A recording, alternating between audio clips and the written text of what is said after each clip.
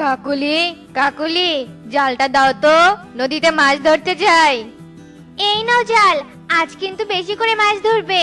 কিছু মাছ বাড়িতে দিয়ে বাজারে যেও। ঘরে কোনো বাজার নেই, তাই আজ মাছ রান্না করব। আচ্ছা ঠিক আছে। এরপর কালু নদীতে মাছ ধরতে চলে যায় আর নৌকা দিয়ে উঠে নদীতে জাল ফেলতে থাকে। বাবা, বাবা, আজ আমি নদী দেখতে যাব আর নৌকায় উঠে অনেক মজা করবো। বাবা, তুমি আমাকে না করো না বাবা।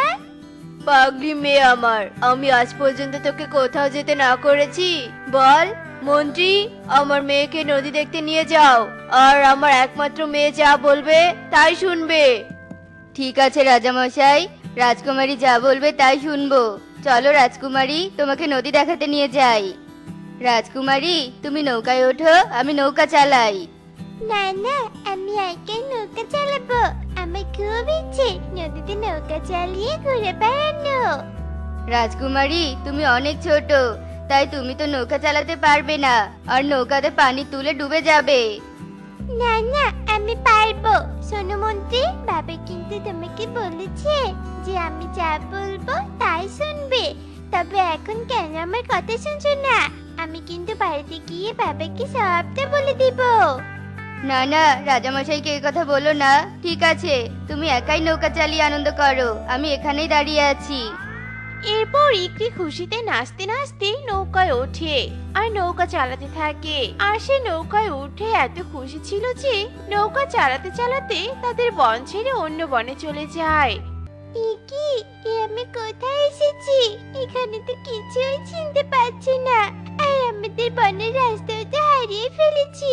এখন আমি রাস্তার পরে কিভাবে ফিরে যাব? ওই তো একটা জেলে দেখতে পাচ্ছি। ওই জেলের কাছে যাই আর আমাদের বনে যাওয়ার রাস্তা খুঁজে নেই। আঙ্কেল, আঙ্কেল, আমি আমাদের বনের রাস্তা হারিয়ে ফেলেছি। আমি কি আমাদের বনে পৌঁছে দাও না? আমার যে এখানে খুব ভয় করছে আঙ্কেল। কিন্তু তোমার বোনের নাম কি, আর তোমার বাবার নাম কি? আমাদের বনের নাম আমি জানি না, কিন্তু আমার বাবা হলো রাজা আর আমার বাবার নাম ঈগল।